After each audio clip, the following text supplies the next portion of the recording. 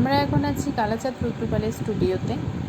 দেখো এখানে অসংখ্য ঠাকুর আছে, তার মধ্যে একটি প্রতিমা আছে যে শিল্পী তার নিজের হাতে মায়ের শাড়িটিকে আঁকছে কত সুন্দরভাবে।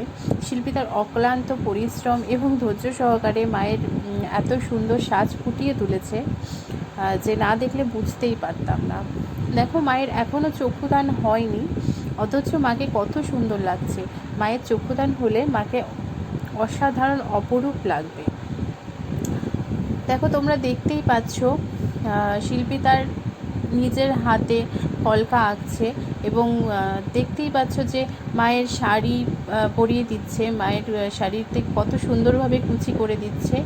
এখানে মাকে প্রস্তুতি কাজ চলছে যে মাকে অসাধারণ লাগছে। দেখো সাথে কার্তিক, গণেশ, লক্ষ্মী, সরস্বতী সবাইকেই কিন্তু অসাধারণ লাগছে।